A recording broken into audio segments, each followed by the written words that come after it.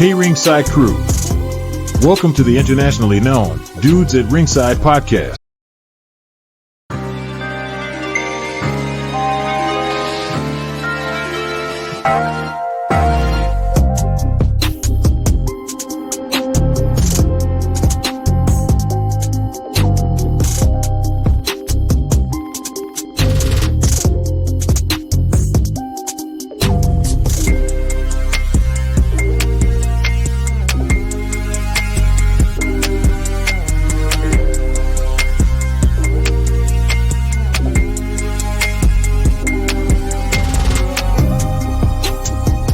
Hey Ringside crew, welcome to the internationally known Dudes at Ringside podcast.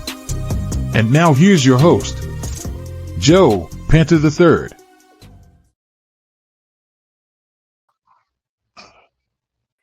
Hey, hello there, wrestling fans! To another episode of the internationally known Dudes at Ringside podcast. I am Joe Panther III, and man, oh man, oh man, you all are in for a treat. I have a young lady that's absolutely blazing a trail for herself on the independent wrestling scene here in the States. Let's give a warm Dudes at Ringside welcome to Rikki. Welcome, Rikki. Welcome to Dudes at Ringside. Thank you so much. Thank you for having me. Awesome. So if my fans from like overseas, from Australia to England to on the other side of that, this big blue and green globe that we all love and hopefully one day won't fall down and collapse and go into the sun. But explain to that side of the globe that doesn't, I'm not familiar with you, and why would it not be? Introduce yourself. That's a great question. But hi, I'm Rikki Morris. I am the high-class white trash out of your local Denny's. But I stay within the state of Michigan, for right now at least. Okay. So who trained you? I was trained by the lovely Truth Martini in Centerline, Michigan. Awesome. So how did you find the school or like immediately, or did it take you a while to find the school? When I was about probably like 12 or 13, I was always a big wrestling fan.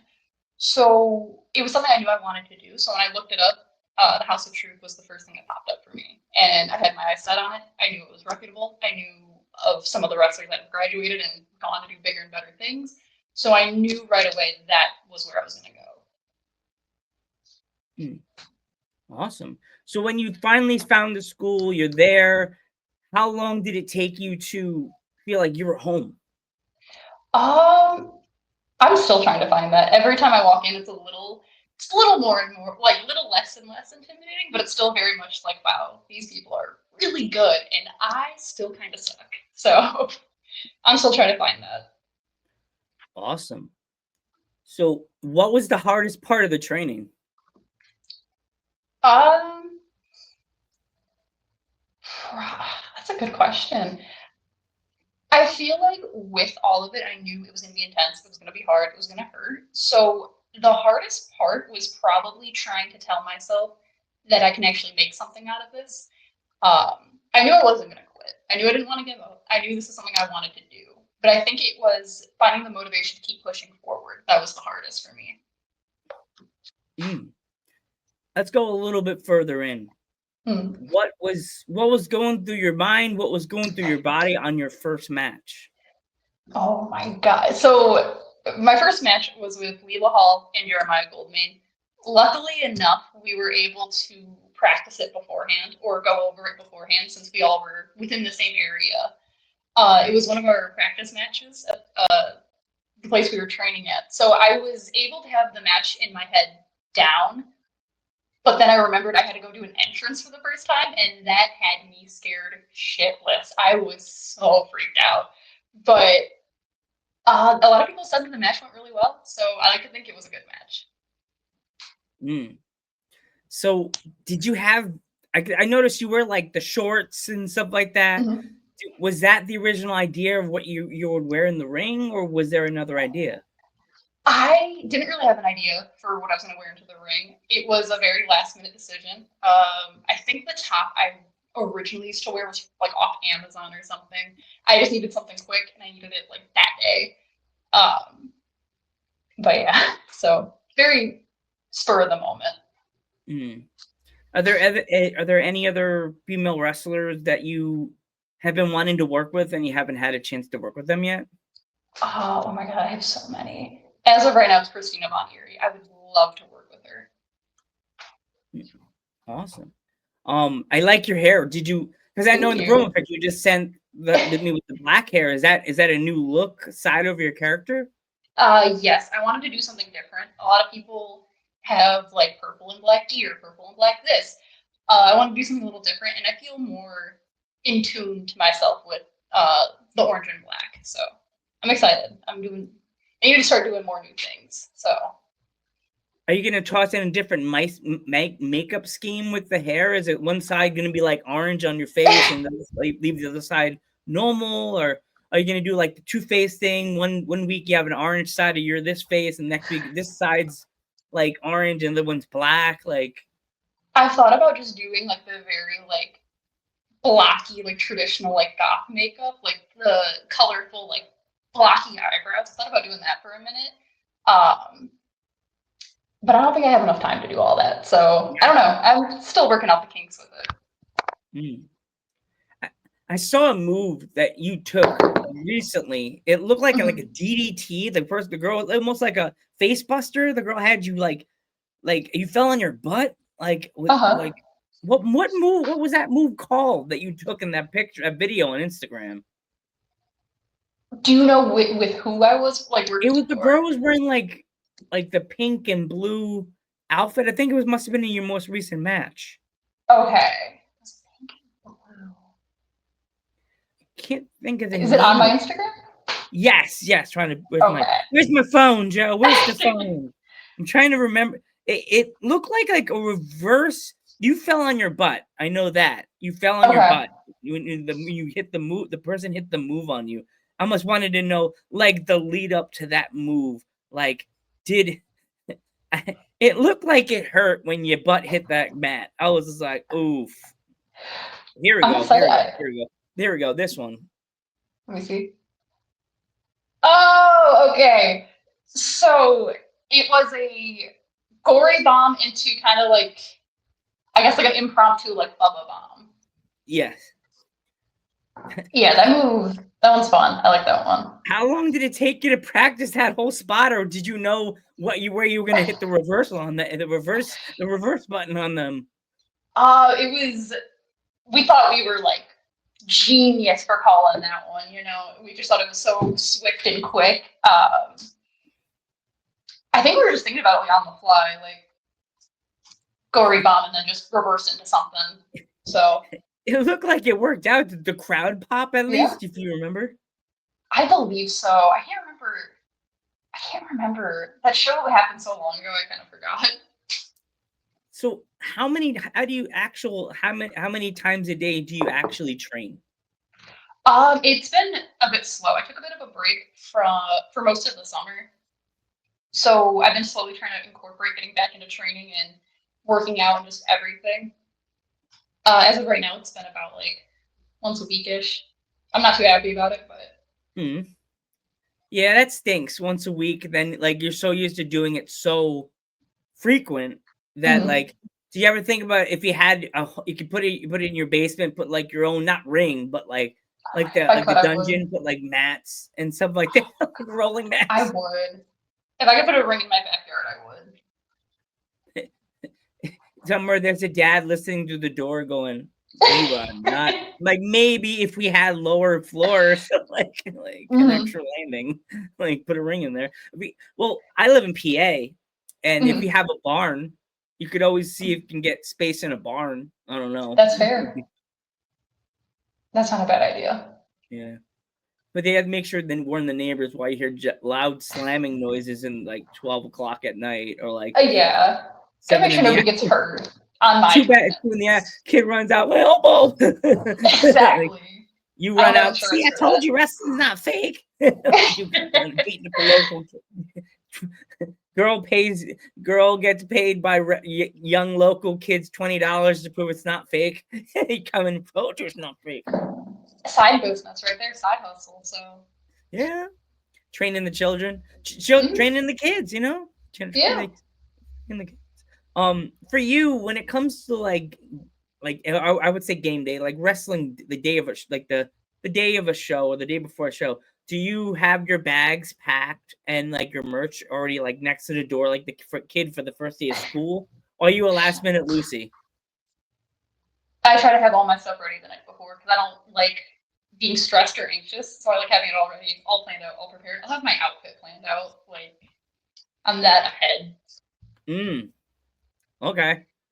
All right, Yeah. that's cool. I like hearing that the wrestlers have their stuff already in the room by the door, so when they're about to leave, they have their water, they have their snack. Do you have a certain snack you're allowed to with in your own mind that you give yourself the rule that you're only allowed to have before a match or a show, so you won't give yourself a stomach ache or mess something up? I typically just don't eat. It's either I'm too anxious to, my stomach will hurt if I do, or I can't, so. Mm. Do you like do you eat after the show or is it after the match? Probably after the show. It's probably like the prime time too. I feel like even after the show, I'm still so like hopped up on like anxiety and like just nerves that it's not even a thought in my brain. Oh wow. I would be scared. I'd be like, I need to eat. I'm not gonna not eat because if I don't eat, I'm gonna throw up. You know what I mean? I'm That's gonna get fair. sick. Yeah, I'll lose my brain. I'll be like, okay, I'm gonna like collapse. So has been the craziest spot you think you've taken in a match besides the gory bombs? Oh, that one wasn't too bad. The craziest spot. I had a match. It was me and Leela versus Leela Feist and Carter Kaufman. And I had taken I think it was a true woe for the first time. And that move was always tripped me out because I'm not good at holding myself up just like by my legs. So I was like, I'm gonna hit my head on this. I know I'm just gonna they're gonna wrap my legs around and I'm just gonna fall and just crack my dome. So I'd say that one was probably. So if you got asked by a promoter to do a match against like a Mickey Knuckles as a death matcher, would you do it? Doesn't have to be Mickey. It could be any of the death match women. Like Okay. oh, I've had a match with Nikki before, actually. It wasn't a death match, and even then I was horrified. Like we just lost your camera. Your camera went out. I think your mic went out. I can't hear you. Hello? Uh-oh, I could pause. Right. Like, I'm not saying that it's gonna be Mickey Knuckles, but like, is there any other person that you would say, okay, yeah, I want to work with that death matcher, but I'm kind of scared. I'm practically peeing myself as the promoter's on the phone. Oh my god. I don't know. I am in I can't think of one. I don't think I'd ever do a death. I'd like to think I would, but I don't think realistically I'd ever do a death match. Everyone's been saying me versus Hoodfoot should happen, and I'm horrified of that idea. Do you think you would ever like get some color during a match if they asked you probably. to light it up? Probably. I've had it. The only time I've ever bled in a match was I took a go to sleep and someone I hit their knee to my nose and it was just gushing blood. At a festival too. Yeah. You're gonna laugh. I took a Sister Abigail and the person told me flip and do this. Do this. Flip and do this. And in my head, I'm like, that's gonna fucking end bad. What you think is, yeah, Joe, because I'm my arms aren't small. Like, I'm not like Doug Funny with these little stick arms. I'm not stickly, but I'm short of I haven't worked out in a little bit. I got to hit the gym a little bit. I got not losing my arm, looking like I'm sick or something.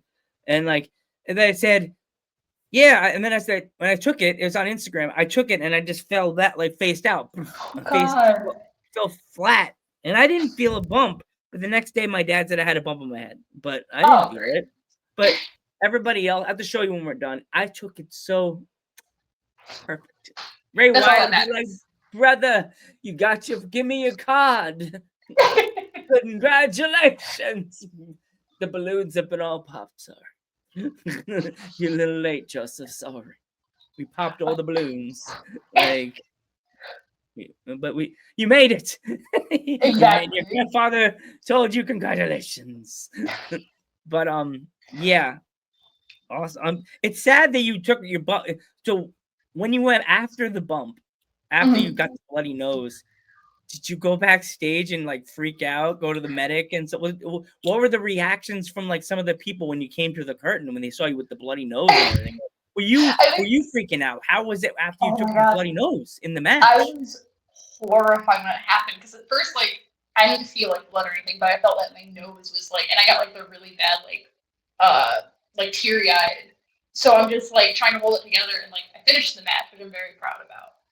But I just like look down as I'm getting my arm raised, and I just see blood all across the ring. So I just like roll out and I just run to the back, and I'm trying to get like as many tissues up my nose as I can. I think everybody was shocked that it happened because I don't expect like, you know, a lady to come back with a bloody nose. Oh, God. So how many different places have you been to wrestle, or is it like certain locations that you wrestle? So far, it has mostly just been in Michigan. I've wrestled in Indiana. I think that's been it. I want to do more out-of-state shows. It's just getting there is the problem right now. So, do you travel with other people, or are you like a lone wolf when it comes to traveling? I've traveled with some other people before. I don't know, I prefer to be by myself. I mean, it's nothing against them. It's just. See, guys, hey, if you come to PA, just ding my door. I give you my address. Joe, you can come to the show with me. Hi, Mr. Tiquas. What's up, Big Joe? Taking your son to hang out with me at a show. He's gonna be my road panther. Let's go. Joe, you don't need a bag. I'm bringing you back tonight. No, you're not. I'm staying with you on the back seat of the car. No, not. You're not. I'll be your manager. Yeah. My rule is, as long as if someone wants to be their manager, they have to go to like a Macy's or a Sears and get my measurements, and I could be like their manager. Bobby the Brain Heenan. It has to be like cool. Like you have to have your like creation on the back of the jacket. Remember? Do you remember how Bobby the Brain Heenan? No, Jimmy Hart would have the wrestlers like theme on the back of their coat. So like, here we go, throwing this at you. If Joe Panther III was your manager for the night, because I delivered my jackets, how would you I gave you a plain coat with nothing on it. How would you design it for like as your theme on my jacket? It would probably be, I'd give you a whole like camo suit, right? And then I'd probably do like a couple spikes on the shoulder or something.